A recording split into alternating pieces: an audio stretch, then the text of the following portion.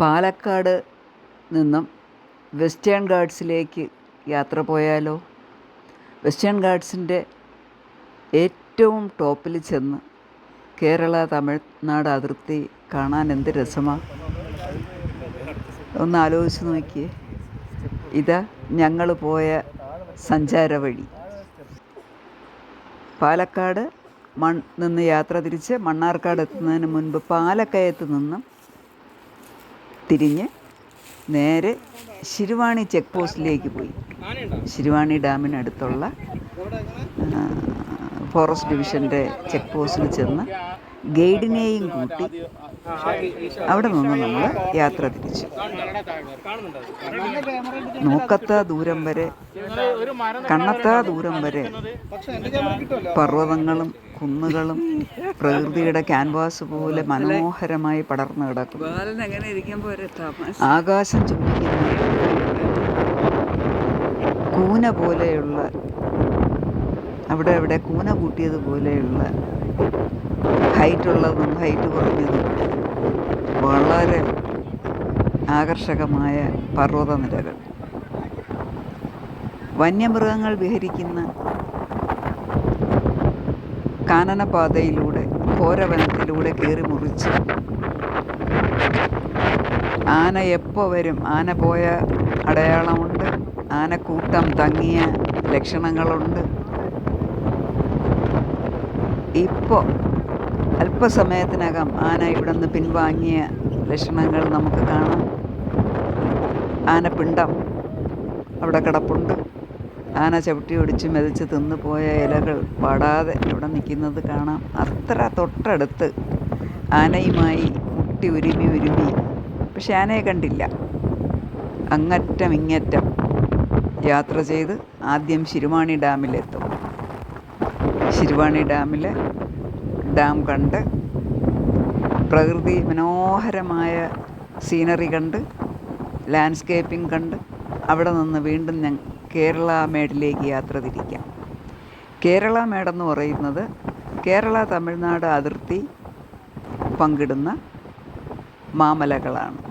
അവിടെ നിന്ന് ഏറ്റവും മേളിലെ കുന്നാണ്. അതായത് താഴെ നിന്ന് ചെറിയ ഹൈറ്റിൽ നമ്മൾ കയറി തുടങ്ങും. കയറി കുറച്ച് ഒരു കുന്ന് കഴിയുമ്പോൾ ആദ്യം ഒരു കുന്ന് കാണാം. ആ ഒരു കുന്ന് നമ്മൾ കയറി കഴിഞ്ഞാലേ അടുത്ത കുന്ന് കാണാൻ പറ്റൂ.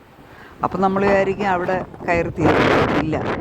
അങ്ങനെ പല തട്ടുകളായിട്ട് ഓരോ കുന്നും, ചരിഞ്ഞ സ്ലോപ്പുള്ള കുന്നുകൾ കയറി ഏറ്റവും അവസാനം കേരള മേഡിലെത്തും.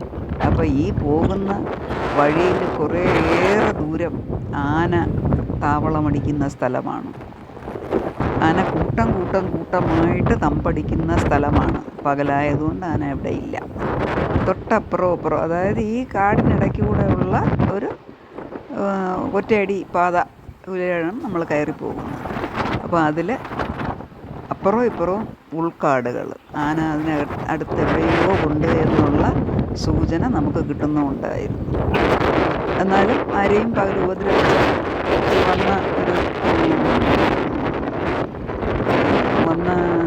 അടയാളം ആരെയും ഉപദ്രവിച്ചൊരനുഭവമില്ല. വീണ്ടും നമ്മൾ മുകളിലേക്ക് കയറി കുറച്ച് മുകളിലോട്ട് പോകുമ്പോഴും കയറാൻ വളരെ ബുദ്ധിമുട്ടാണ്. അവിടെ കണ്ടൊരു വടിയെടുത്ത് ആ വടിയുടെ സഹായത്തോടെ കയറി നിന്ന് ഏറ്റവും മുകളിലോട്ട് കയറും തോറും അതിമനോഹരമായ സീനറി, ലാൻഡ്സ്കേപ്പിംഗ്, പർവ്വതനിരകൾ, ഡാമിൻ്റെ കാഴ്ചകൾ. പതിയെ കേരള തമിഴ്നാടും കണ്ടു തുടങ്ങി. പതിയെ കേരള തമിഴ്നാട് അതിർത്തി പങ്കിടുന്ന മലനിരകളും തമിഴ്നാടിൻ്റെ കൃഷിപ്രദേശങ്ങളും ഭൂപ്രകൃതിയും എല്ലാം വിസിബിളായി തുടങ്ങി. ഏറ്റവും ടോപ്പിൽ ചെന്ന് അവിടെ വിശ്രമിക്കാൻ സൗകര്യമുണ്ട്. അവിടെ ഇരുന്ന് നാലുപാടും പർവ്വതങ്ങളാൽ ചുറ്റപ്പെട്ട് ഏറ്റവും മുകളിൽ ആകാശവും, നാലുപാടും ആകാശം പോലെ നീല നിറത്തിൽ, അതേ നിറത്തിൽ ചുറ്റും പർവ്വതനിരകളും കാണേണ്ട കാഴ്ച തന്നെ. ജീവിതത്തിൽ ഒരിക്കലെങ്കിലും ഈ സ്ഥലം സന്ദർശിച്ചിരിക്കണം. എല്ലാവരുടെയും മനസ്സിലിരിക്കട്ടെ കേരള മേഡ്.